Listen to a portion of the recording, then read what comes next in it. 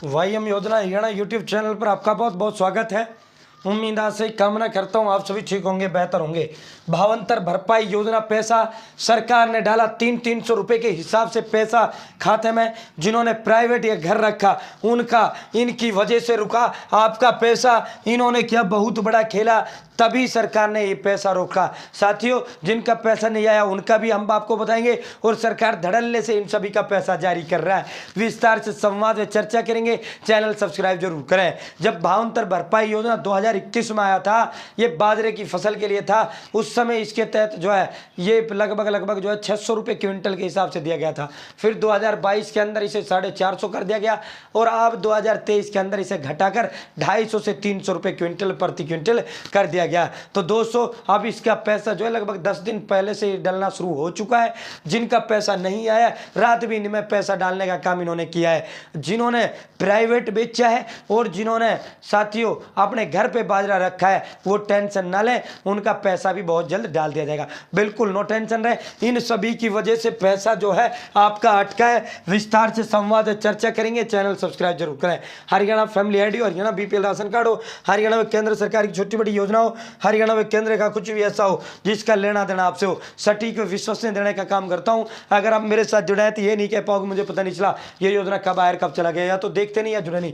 भावांतर योजना का लाभ लेने के लिए 4 जिलों के 2300 लोगों ने हिसार की 60,000 एकड़ बाजरे की फसल का ही रजिस्ट्रेशन करवा दिया। तो सरकार ने बहुत बड़ा, जब ये फर्जीवाड़ा सामने आया, एक जिले की 60,000 एकड़ जो जमीन है 2300 बाहरी लोगों ने, और ये कहाँ के थे, ये गुड़गांव के थे, नूहू के थे, पलवल के थे, ये 3-4 जिलों के लोगों ने हिसार की 60,000 एकड़ जमीन जो है बाजरे की फसल का पैसा लेने के लिए, भावांतर भरपाई योजना का पैसा लेने के लिए अपने नाम करवा दिया। वो अपने नाम रजिस्ट्रेशन उनका करवा दिया। तो सरकार, जब देखो भाई इतना 60,000 एकड़, अब हिसार के लोग हिसार की जमीन के मालिक नहीं है क्या? अब इनकी वजह से जो प्राइवेट वाला था और जिनका वैसा था भाई, जिन्होंने घर पे अपना बाजरा रखा है, उनका पैसा भी इनकी वजह से रोक दिया है। ठीक है, अब इसका जांच पूरा चल रहा है और जिन्होंने सरकारी बेचा है उनका, जिनका अभी तक नहीं आया, आ जाएगा 1-2 दिन के अंदर अंदर सबका डल जाएगा। नो टेंशन रहो। रात भी इन्होंने पैसा डालने का काम किया। ठीक है, और साथियों जिनका आ चुका है उनको तो टेंशन लेने की जरूरत क्या है, उनका तो पैसा ही आ चुका है। ठीक है,